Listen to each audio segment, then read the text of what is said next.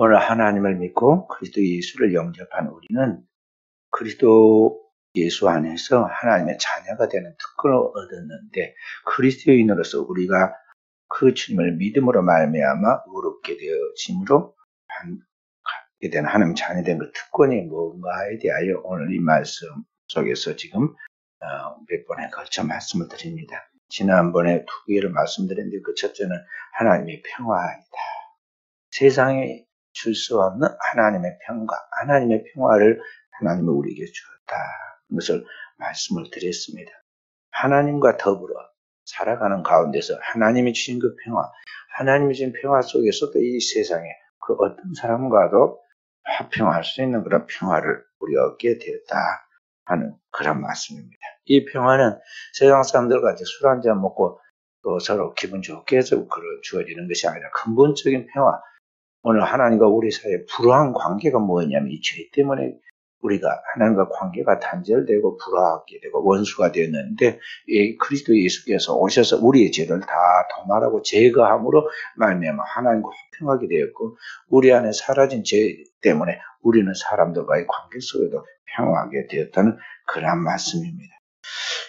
그래서 오늘 우리는 이 하나님의 평화를 늘 유지하기 위해서 이 평화를 빼앗으려고 하는 영적인 시험들, 마귀가 우리를 늘 하나님과의 평화를 빼앗으려고 우리에게 시험하고 유혹하고, 그럴 때 빼앗기지 않도록 하려고 하는 영적인 시험, 영적 싸움을 쉬지 않아야 한다는 말씀을 드렸습니다. 마귀는 늘 우리에게 마귀가 불화살을 쏘아댑니다. 우리 안에 의심의 불화살을 쏘아대고 또 우리를 때로는 위협하는 그런 위협을 하게 되는데, 우리가 인간적인 그러한 두려움에 사로잡히거나 영적인 그러한 두려움에 사로잡히든지 아니면 유혹에 사로잡히지 않도록 우리가 늘 깨어 있어야 한다는 거죠. 그래서 그리스도인의 신앙생활에 있어서 이런 마귀의 시험을 잘 구분해내는 걸 보고 영분별이라고 합니다. 성령의 은사 중에 영분별의 은사가 있는 겁니다. 그리스도인은 깨어 있어서 처음에는 뭣도 모르고 그냥 듣고 그렇다고 그냥 고개를 끄덕끄덕하고 그리고 좋다고 그랬다가 나중에 뭔가 마음에 기쁨이 없고 평화가 없고 이상합니다. 왜 기도를 계속 해보면 하나님이 성령이 깨닫게 하십니다. 이거 아니다. 이거 하나님의 진리의 길이 아니다. 이것은 하나님 기뻐하는 일이 아니다. 하나님 백성은 하나님이 그 영혼에 이런 분별력을 줘요. 그래서 나중에 이제 이것저것 알고 보니 이게 큰 잘못이었는데 그걸 몰랐구나. 그래서 알게 되죠. 영분별. 그래서 하나님 앞에 껴있는 하나님의 사람들이 꼭 필요한 은사, 특히 지도자의 이 은사 중에 하나가 이 영분별의 은사가 있어야 합니다. 그렇게 해서 오늘 우리는 이렇게 하나님과의 평화를 첫 번째로 얻게 되었고, 두 번째로 우리가 하나님께 얻는 그리스도인의 그런 특권이 뭐냐면 하나님의 은혜에 들어감을 얻게 되었다 하는 것이죠. 예수 그리스도로 말미암아 우리는 하나님 아버지께 나아가는 하나님의 그 거룩한 보좌 앞으로 나아갈 수 있는 그러한 은혜에 들어감을 얻었다는 그런 것입니다. 그래서 오늘 우리로 하여금 능히 하나님 앞에 들어갈 수 있도록 만드신 이가 누구냐?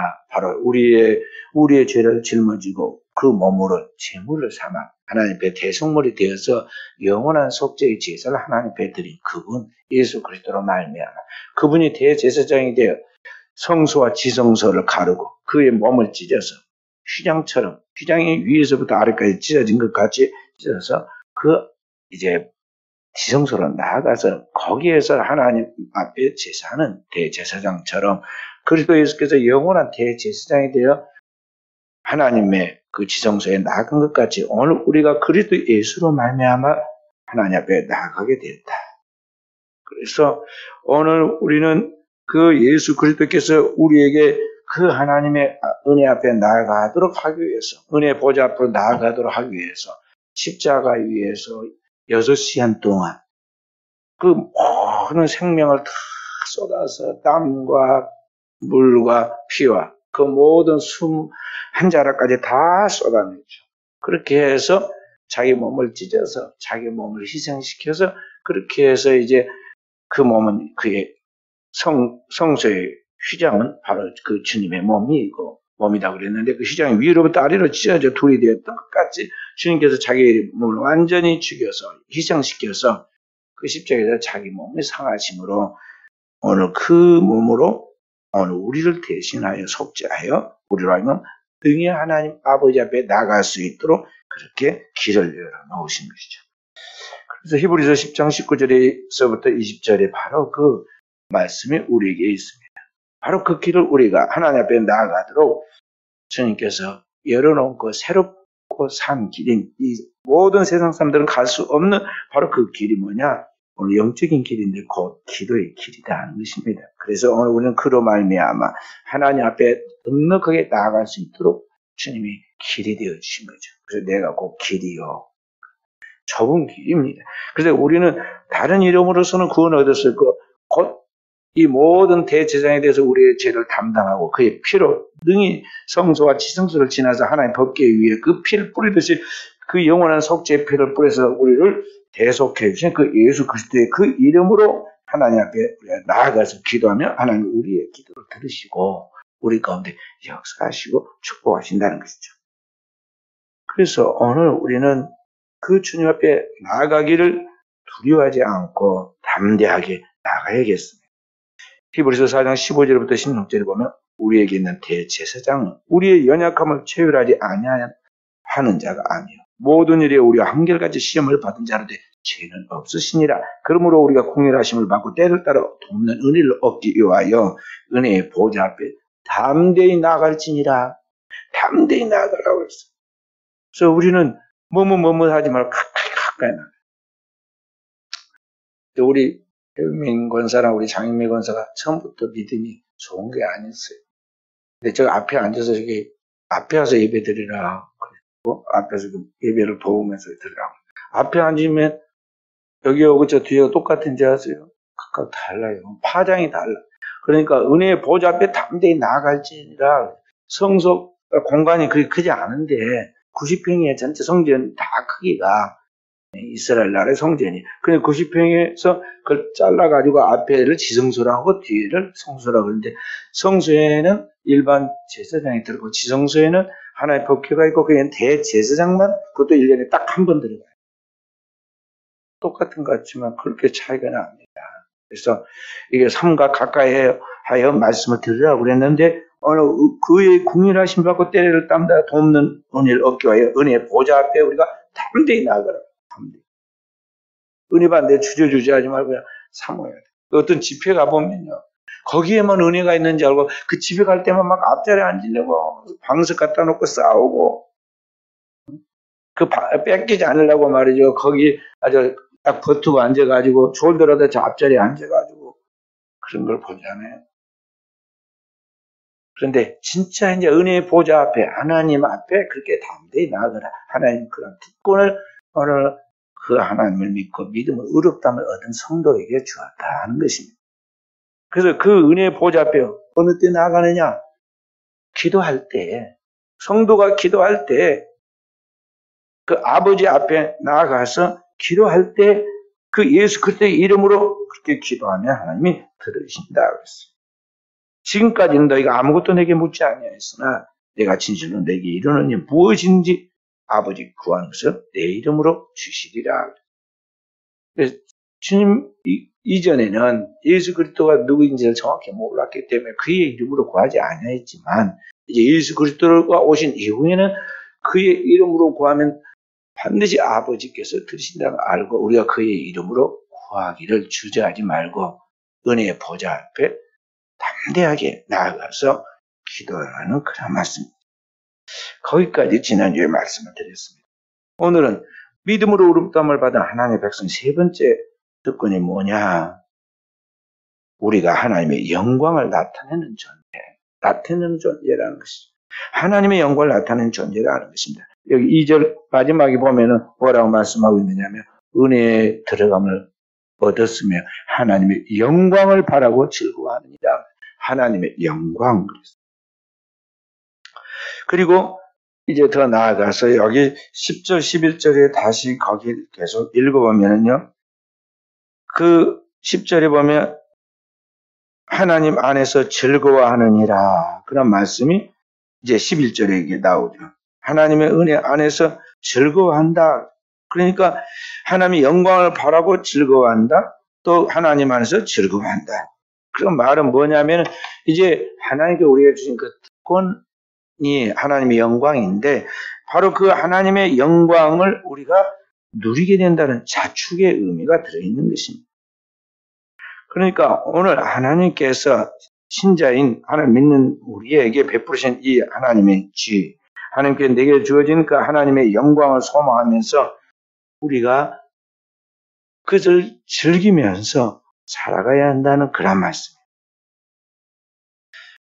그리스도인은 이제 은혜의 보좌 앞에 나아가서 하나님의 실존이 있는 바로 그 하나님의 말씀이 있는 법궤 지성소에 들어가듯이 오늘 우리 성도들은 바로 영광의 하나님께 직접 나아가서 그분을 만나게 될 것인데 바로 그것을 소망하면서 그런 특권을 받은 사람으로서 자신에 대한 특별한 것을 우리가 즐기면서 살아야 한다는 것이죠.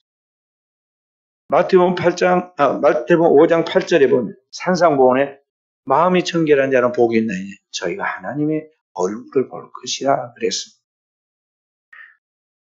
구약의 모세가 하나님을 좀 보게 해달라고 그렇게 하나님께 기도하니까 내 얼굴을 보고 살 자가 없다고 그랬어요. 왜냐하면 죄가 있는 저 사람, 그 죄 가운데서 반드시 심판을 받게 되는데 반드시 그 죄인, 인간은 다 죄인이기 때문에 죽게 되는데 하나님 얼굴을 어떻게 보겠어요? 그래서 모세가 그렇게 하나님 얼굴을 보여달라고 그렇게 하니까 하나님께서 얼굴을 보여주지 않고 그를 바위 틈에다 두고는 지나가시면서 손으로 덮어버립니다. 그 못 보게 덮고 지나간 다음에 뒷모습을 보게 해주죠. 하나님의 영광의 뒷모습을 보여주죠. 그런데 모세도 하나님의 영광을 보지 못했던 바로 그 영광을 오늘 성경 우리에게 그 하나님 얼굴을 볼 것이다. 그것은 뭐냐면 오늘 그리스도 예수로 말하면 우리가 다 정결함을 얻고 완전해졌기 때문에 이제 하나님의 자녀로서 당당히 은혜의 보좌 앞에 나가서 그의 얼굴을 보는 날이 오게 된다는 것이죠. 요한계시록을 기록한 사도 요한은 그가 만년의 반모섬이라는 그 섬에 유배당했을 때 하나님과 예수 그리스도의 놀라운 영광을 봅니다. 그리고 그곳에서 들려오는 하나님의 말씀을 각 교회들에게 전해주고 앞으로 있을 역사적인 종말과 다가올 하나님의 나라에 대하여 다 보죠.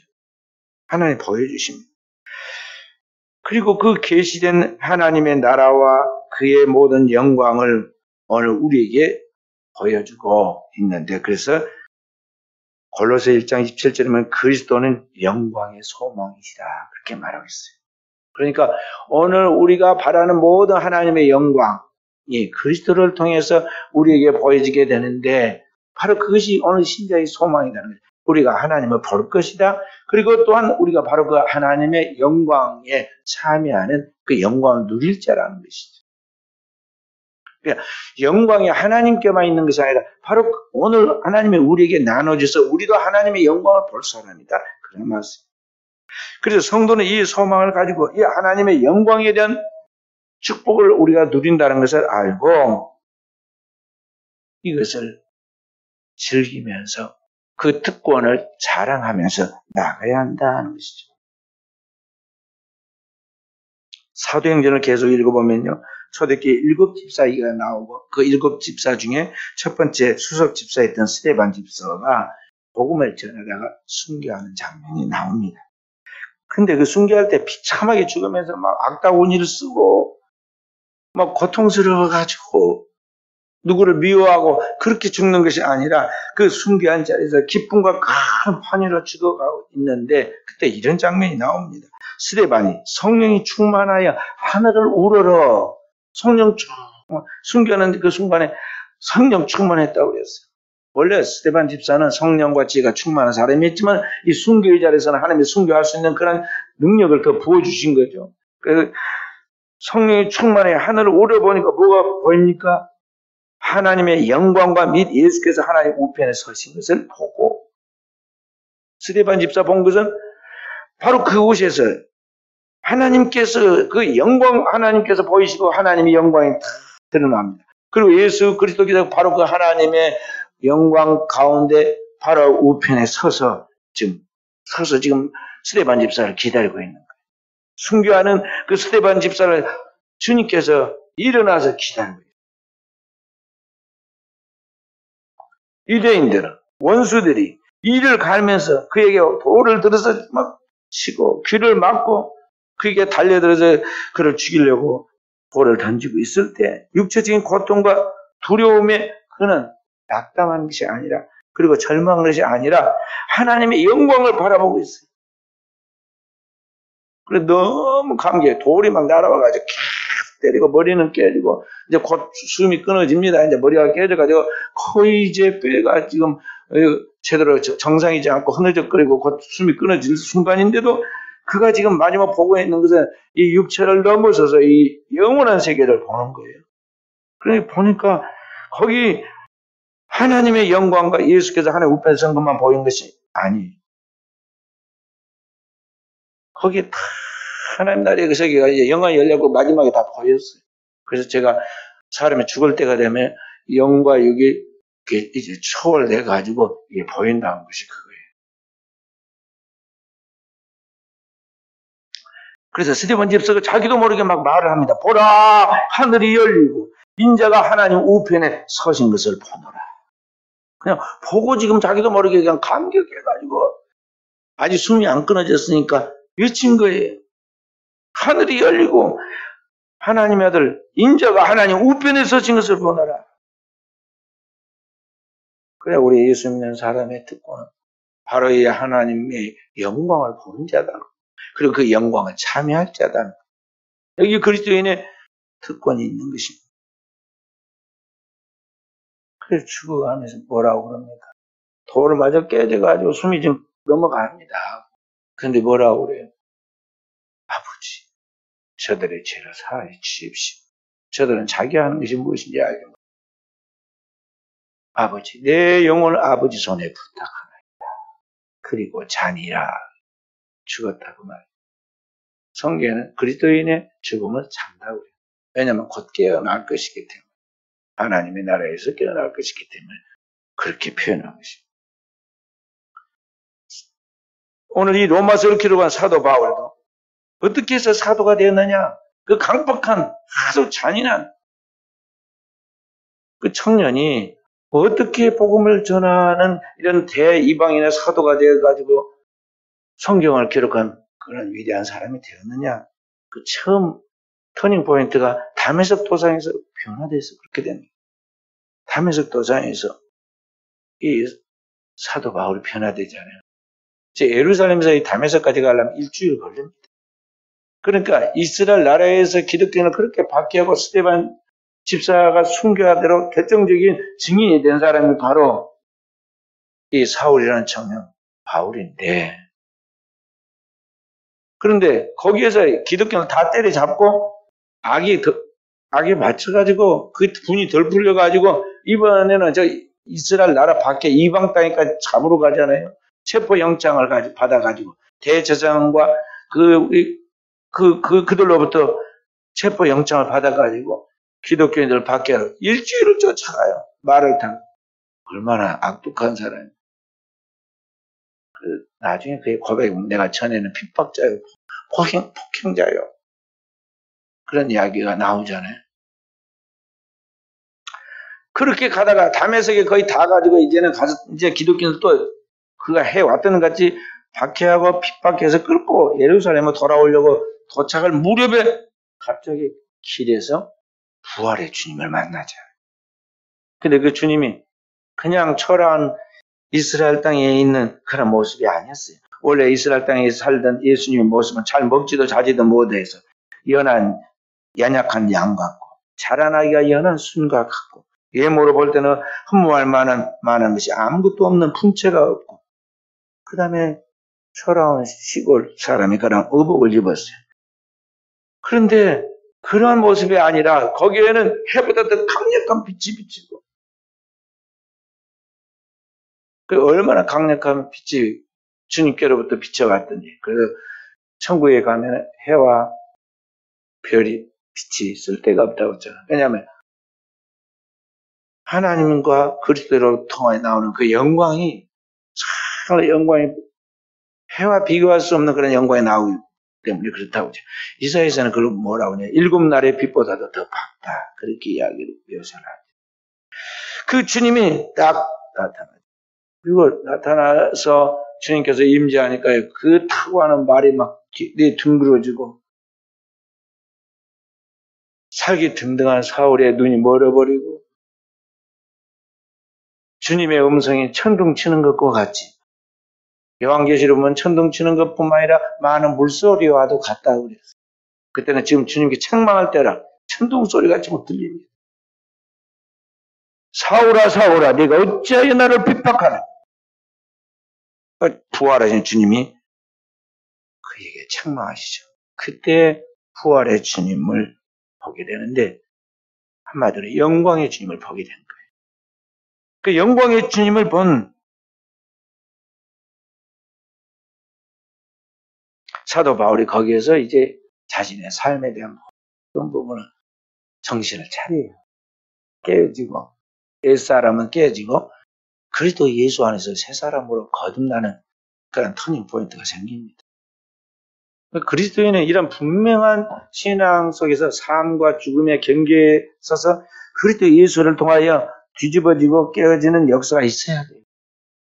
이게 없으니까 흐지부지 신앙생활을 하고 평생을 가도 이게 믿는 사람인지 안 믿는 사람인지 교회 와서 찬양할 때는 믿는 사람 것 같은데 나가서 돌아가면서 그런 거 보면 절대 신자가 아니고 이게 어디서 인생 아주 형편없는 이상한 괴물 같은 게 돌아다닌단 말이에요.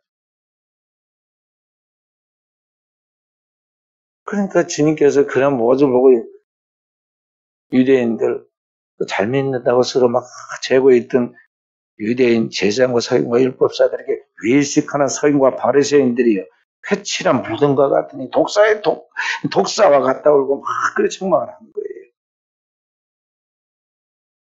진정한 거듭남이 깨어짐이 없었다는 거죠. 그 많은 유대인들 중에 존경받는 니고데모도 사실은 거듭나지 못해요. 예수님이 내가 거듭나야 하겠다. 사랑해서 가르쳐주잖아요. 자기는 거듭난 줄 알아요. 다 자타가 공인하기를 니고데모라 하면은 유대의 원로로서 존경받는 관원이고요. 랍비고 그리고 선생으로 생각하니까. 그렇지만 주님이 보니까 아니 거듭나야 하나님의 나라를 보고 하나님의 나라에 더욱 들어갈 수 있는데 거듭나지 못했다. 이거는 이상한 소리 하니까 주님께서 내가 유대인의 선생을 아직도 그것도 모르느냐. 거듭난다는 말은 물과 성령으로 거듭나는 것인데 그 눈에 보이는 것이 아니라 바람이 불 때 그 생명력으로 모든 게 존재하는 것 같이 보이지 않지만 실제는 하나님의 성령으로 거듭난다는 것입니다. 그러나 체험이 없지 않느냐 그런 말. 그날 복음의 말씀을 듣고 성령으로 말미암아 거듭나는 과정으로 지금 들어가는 이 니고데모 나중에 주님의 숨은 제자로서 진짜 이제 거듭나죠.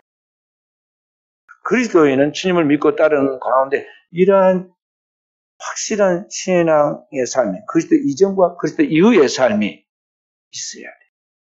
그 그리스도 이전과 그리스도 이후의 그러한 삶 속에서 새로운 인생의 전환점이 있어 새로운 길을 걸어가야 돼요. 그래서 그리스도인은 그리스도를 믿는 가운데 새로운 믿음과 함께 새로운 생활이 동반되어야 하는 것이죠. 그것이 없이는 주님의 깊은 진리를 알지 못할 뿐만 아니라 주님을 볼 수도 없다는 걸 우리가 알아야 돼요. 사도 바울이 이것이 경험이 되어서 밤의 속도에 그 경험이 돼요. 눈이 멀어버려. 사람들의 손에 이끌리고. 주님 말씀하시고 네가 담에서 가서 직거래하는 거리 가면 거기에 아나니아라는 제자가 있을 것인데 그에게 가서 말씀을 들으라. 그리고 하나님께서 항상 하나님이 계시할 때는 쌍방기해 주세요. 그리고 아나니아에게 또 하나님께서 미리 천사를 통해서 말씀을 주었어요. 사울이라는 청년이 올 것인데 그에게 복음을 전하고 세례를 주어라. 그래서 경계하던 그 기독교인들이 숨고 경계했을 거 아니야. 그런데 그를 사울을 받아들여가지고 복음을 전하여줘. 네가 길에서 만난 예수께서 나를 내게 지금 보내어서 복음을 전하게 한다 하면서 이제 말씀을 전하죠. 그가 마음에 예수 그리스도를 영접하고 진정으로 회개하고 3일 동안 금식하죠. 그래서 그 위에 안수하니까 사울이라는 그 전에 성령을 받게 되고 눈에서 비늘 같은 것이 벗어지죠. 그리고 새 사람이 됩니다. 그래서 사도 바울로 이제 완전히 새 사람이. 그리스도인은 신앙의 과정 속에서 이러한 것들이 반드시 필요하다는. 어린아이가 엄마 뱃속에서 그 몸에 엄마 몸에서 나와가지고 새로운 이 세계로 나와야 하는 과정이 필요하듯이 오늘 우리 인생은 이런 영적인 거듭남의 새로운 체험이 필요하다. 그 사람이 결국에는 이 시 공간을 초월하고 죽음을 초월해서 이제는 하나님 나라에 들어갈 수 있게 되는 것이죠. 주님의 수제자였던 베드로와 야고보, 요한도 변화산에 올라갑니다. 다볼산이라는 그 산이 변화산인데 이 다볼산에 예수님께서 데리고 올라가서 기도하십니다. 그런데 그 기도하는 가운데 예수님의 모습이 본래 하나님의 아들의 영광의 모습으로 변모하시죠. 성경 증언하기를 저희 앞에서 변모되사 그 얼굴에 해같이 빛나며 어찌 빛과 같이 휘어졌더라. 얼마나 옷에서 광채가 이제 빛과 같이 휘어졌다는 것입니다. 빛의 갑옷을 입었다는 것이죠. 그래 지금 기도하던 제자들이 비몽사몽간에 제대로 정신도 깨어있지 않은데 뭔 소리가 들리고 느낌이 이상해서 눈을 떴고 보니까 거기에 예수님이 계신데 분명히 예수님인데 예수님이 자기들이 평상시에 그 예수님이 아니라 완전 영광 가운데 본래 하나님의 아들의 모습으로 해보다도 더 빛나는 옷을 입고 해처럼 빛나는 얼굴로 계시고 거기에 그들의 민족의 위대한 두 선지자 모세와 엘리야가 있는 거 이야기하는데 내용도 확실하게 들립니다. 장차 예수께서 인류의 죄를 지고 하나님의 속죄의 어린 양으로 예루살렘에서 펠세하실 것을 말씀하시죠.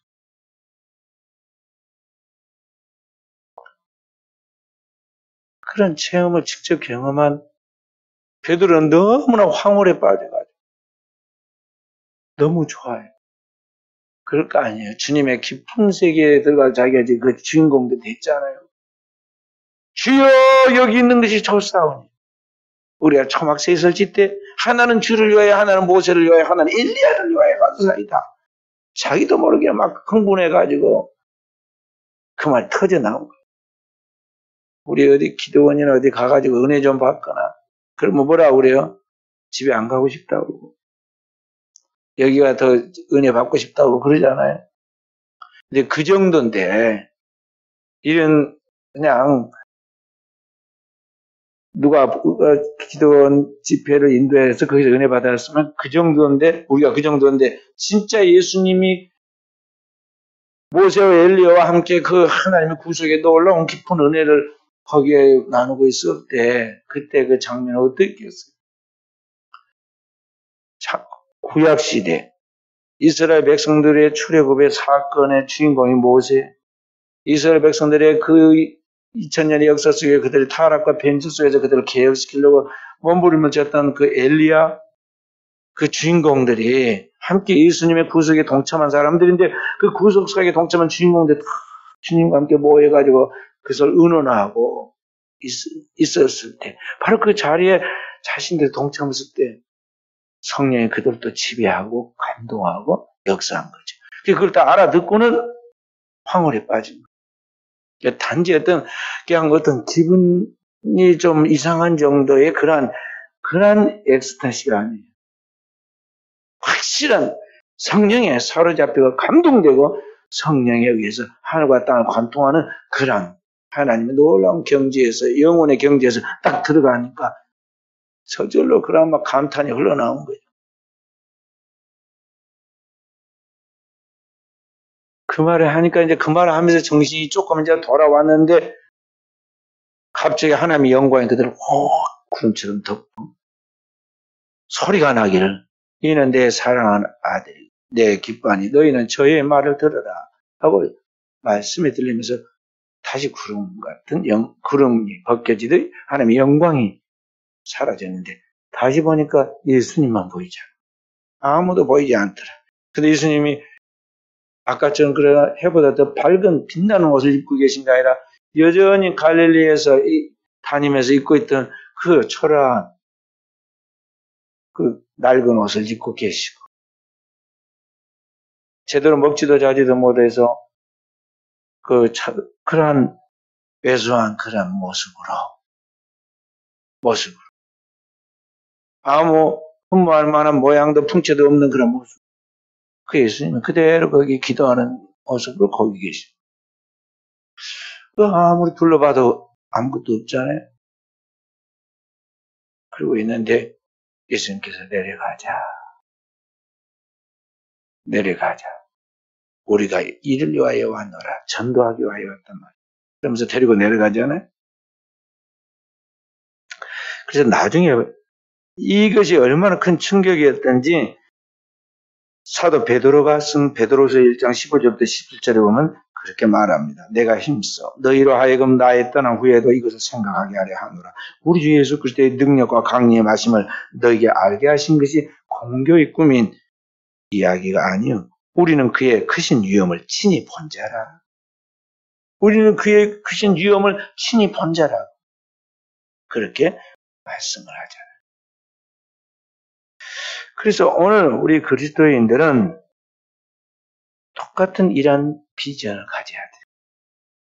오늘 바울이 그리고 베드로가 가졌던 것 같은 이런 확실한 비전을 가져야 돼요. 무슨 비전이냐?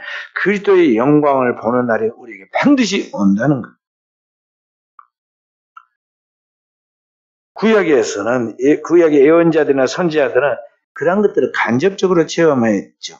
그리고 베드로와 사도들은 잠깐 마치 스치고 지나가는 것이 그것을 체험했지만 오늘 우리에게는 우리가 하나님의 은혜의 보좌 앞에 그의 존전에 나아가서 확실하게 얼굴과 얼굴에 대하여 그의 영광을 보게 된다는 이 확실한 사실을 알고 그 분명한 비전을 갖고 그 소망을 갖고 나아가야 한다 그런 말. 그럴 때 여러분과 저는 이 세상에 있는 환경에 매이지 아니하고 어떤 가운데서 자신의 삶에 구김살 없이 당당히 나아갈 수 있는 거예요. 확실한 소망이 있으니까. 확실한 자기 안에 비전이 있으니까 흔들림 없이 나갈 수 있게 된다는 것이죠. 더 나아가서 이 영광에 대해서 이야기하면서 하나님께서 우리에게 말씀하신 것은 뭐냐면은 오늘 우리가 그 하나님의 영광을 보기만 하는 것이 아니라 너희가 바로 그 영광, 주인공, 너희가 그렇게 영광스럽게 된다. 그렇게 가르치고 있던 걸 알아야 돼.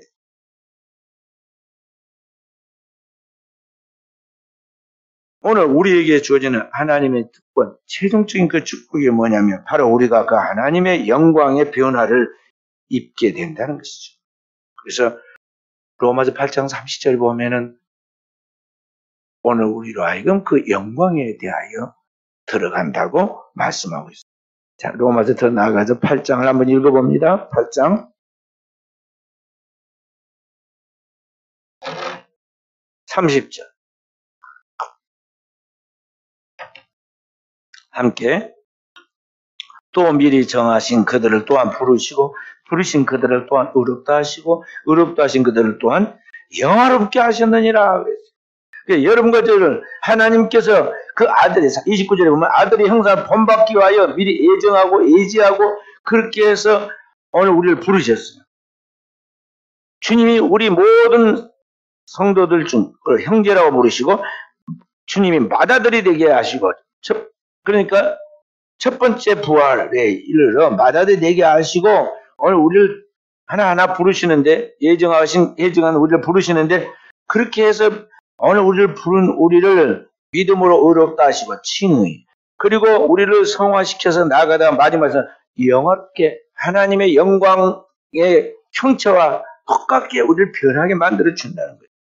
그래서 뭐라고 하냐면 영화라고 하는데 glorification이라고. glorification. 그리스도인은 오늘 우리가 지금 이 육체 이대로 남아있는 거예요. 온 옛사람이에요. 흙이니 흙으로 돌아갈 거예요. 새로운 육체를 덧입게 되는데 그것은 신령한 몸으로 그리스도 예수께서 우리에게 새로 우리를 지어서 주시는데 이 몸은 그리스도와 똑같은 그런 영화의 몸으로 우리를 만들어서 주님을 만나게 만드신다. 그런 말이에요. 그래서 그리스도의 신부가 되게 하는. 원래 인간은 하나님이 만드실 때 하나님의 형상으로 만드시고 하나님의 영광이 우리 안에 있게 만드셨죠. 그런데 우리 조상이 범죄함으로 말미암아 이 하나님의 영광이 우리를 떠나갔어요. 그래서 성경 말씀은 모든 사람이 죄를 범하여 하나님의 영광에 이르지 못하더니 그랬던 거예요. 그런데 그리스도 예수께서 오셔서 오늘 우리 가운데 이 땅에 있는 모든 죄를 도말하심으로 말미암아 오늘 우리가 믿음으로 의롭다함을 얻고 의롭다는 우리를 계속해서 하나님께서 훈련시키고 연단시킨 후 마지막에는 하나님의 영화를 덧입혀서 영광을 회복하게 만드신 거예요. 그의 영광이 이제 들어가게 만들었다. 그 죄의 삭은 사망이지만 그리스도 예수 안에 있는 은사는 영생이라 그랬는데 그 영생한다는 것이 바로 그리스도 예수와 똑같은 영화의 단계에 들어가서 우리가 영화롭게 된다는 거예요. 사도 바울은 로마서 8장 18절에 그래서 그렇게 말씀해요. 현재의 고난은 장차 나타날 영광과 촉히 비교할 수 없도다. 그래서 지금 현재 우리가 육체적으로 고난받고 막 상처받고 고통받지만은 장차 우리가 그리스도와 똑같은 영광의 몸으로 변케 될 그 영광에 비교하면은 이것은 그냥 그렇게 대단한 거 아니다는 거죠. 그걸 알기 때문에 그리스도인들이 이런 믿음에 도달하고 이런 믿음을 소유한 사람들은 순교하는 것을 두려워하지 않게 되는 거예요. 순교에 자리했던 스데반 집사가 하나님 보좌 우편에 서신 주님을 보고 감격하고 주님이 하신 그 기도를 그에 따라서 그들을 용서하고 자기 영혼을 주님께 부탁할 수 있었던 것은 바로 그러한 하나님의 영광을 바라보았고 그 영광이 자기 것이 된다는 걸 알았기 때문에 그런 거예요. 그래서 그리스도인들 이러한 소망을 가지고 오늘 살아야 한다는 것입니다. 제가 초등학교 동창들과 만나면 초등학교 동창들은 다 별 이야기 다 하지 않아요. 코올리게 때부터 같은 식구들이니까요. 만나면 이야기하는데요. 만나면 친구들이 뭐 하는 놀이가 뭐 다 별거 없어요. 뭐 고향 친구들 만나가지고 노는 거. 그런데 노는 걸 보면 저는 보면 유치하거든요. 뭐 기껏 화투 모여가지고 뭐 화투 치고 뭐. 그 다음에 술 먹고 밥 먹고 술 먹고 또 뭐 노래 부르고 뭐 이런 거야. 그리고 뭐 같이 뭐 이렇게 다니면서 뭐 이렇게 뭐 구경. 그것이 재밌다고 그래요. 그러면서 이제 그 밥 먹을 때 술을 한 잔씩 막 이렇게 따라주고 그러잖아요. 그런데 제가 이제 아이고 처음에는 뭣도 모르고 술을 따라 나가면 아이고 목사님이라 술 안 잡수시니까 우리가 콜라 어디서 콜라 가지고 와 빨리 그래가지고 콜라를 따라주면서 그럽니다. 목사님도 뭔 재미로 살까? 술도 안 먹고. 제가 생각할 때는 그거 먹고 담배 자고 하는데 거기서 막 뭐 고돌이인가 뭐 핫도 친다고 뭘 이렇게 하고 있는 걸 보면은 아이들 그 소꿉 장난하는 것도 아니고 뭘 저러고 있을까? 뭔 재미가 있다고 저러고 있을까? 그런데 본인들은 지금 그런 것을 안 하는 제가 굉장히 딱한가 봐요. 그래서 제가 기도해주고 식사 기도하고 옆에 있는 친구들 전도 한번 오고 내가 빨리 자리를 피해 주잖아요. 밥만 먹고 나오는데. 지금은 이제 교회 다니는 친구들이 엄청 많아졌어요. 교회 집사님들도 나오고 장로들도 이제 저한테 보고를 합니다. 저도 이제 교회 따라서 나가고 있고 뭐 이야기하고. 심지어는 교회 다니는 성도들도 말이죠. 세상 사람과 똑같이 술, 담배, 도박, 육체적인 뭐 방탕한 생활을 하면서 교회에 다니는 사람을 딱하게 봐요. 뭔 재미로죠. 교회가 밤새워 다니고 간다고 저렇게 할까. 그렇게 생각을 하고. 그리고 교회 목사는 더욱 자기들하고 대화가 안 된 사람으로 생각합니다. 자기들 세계에서는 이게 통하지 않는 그런 사람 생각하죠. 그 왜 그럴까요? 진짜 보아야 할 것, 영원한 것을 보지 못하고 있기 때문에 그 세계에 대한 진정한 하나님의 구원하는 참된 영혼의 지식을 얻지 못하기 때문에 이 자신들이 알고 있는 지식과 그 세계가 전부이라고 생각하고 그 속에서 의미를 그 속에서 즐거움을 찾고 살아가는 게 몸에 배어있기 때문에 그런 것이죠. 그런데 그리스도인들은 이 영원한 하나님 앞에서의 진정한 하나님의 영광을 바라보고 그것이 나에게 주어지는 최종 목표라는 걸 알고 그 소망 가운데 살아가는 하나님 백성의 삶을 확실하게 자리를 굳혀야 한다는 것이죠. 루마니아에 공산국가였던 때 거기에서 고통받았던 14년 동안 감옥 생활을 했던 리차드 범브란트 목사님이 항상 독방 생활을 했는데 위험하다고 해서 사람들 옆에다 안 붙인 거예요. 복음을 가지고 자꾸 변화시키니까. 그런데 어떻게 그 시련을 견뎠을까? 그가 저술한 책에 보면 그렇게 말합니다. 감옥에서 보낸 횟수가 저게 길게 여겨지지 않았던 것이 14년인데 길게 안 여겨졌다는 거예요. 홀로 독방에 갇혀 있으면서도 믿음이나 사랑을 넘어서 어떤 기쁨이 하나님 안에서 발견되었기 때문입니다. 그 기쁨은 이 세상 어떤 것과도 견줄 수 없는 아주 깊고도 특이한 황홀경 같은 것이었습니다. 그래서 제가 감옥에 나왔을 때는 마치 수십리 뻗쳐 있는 평화롭고 아름다운 시골을 내다볼 수 있는 산전에서 갑자기 평지가 되는 느낌이었습니다. 감옥 속에 혼자 있는데 얼마나 기쁜 영적인 경지에 있어서 은혜 가운데 살았던지 나중에 감옥 밖에 나오니까 그렇게 자유롭고 좋을 것 같던데 말이죠. 모든 전원이 잘 보이는 전망 높은 산 중대에서 경치를 바라보고 있다가 갑자기 평지로 내려온 것 같이 세상에 나오니까 너무나 단조롭고 몸이 건조해졌다는 거죠. 어떻게 그럴 수 있느냐? 이 환란 속에서도 그가 하나님의 영광을 바라보고 영광을 체험하는 그 삶을 살았기 때문에 그랬다는 것을 우리가 알 수가 있어요.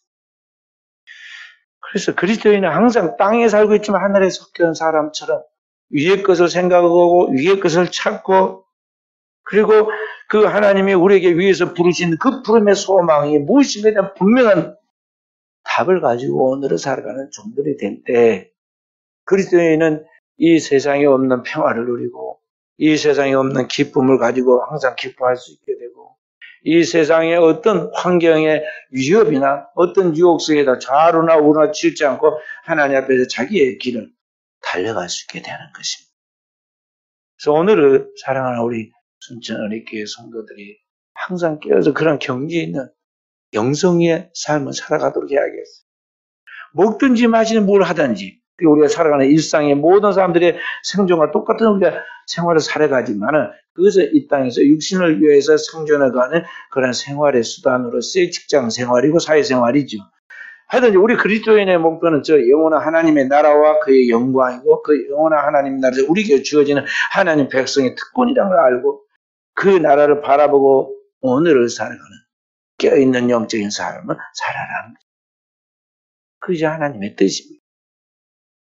그 하나님의 뜻 안에 살아갈 때 우리가 항상 나도 모르게 기뻐할 수 있게 되고 범사에 감사할 수 있게 되고 그 소망이 성취되기까지 모든 것을 염려하는 것이 아니라 깨어서 기도하고 주님께 더 나은 좋은 결과로 나아갈 수 있도록 깨어 기도하고 그렇게 하나님을 의존하게 되는 것이죠.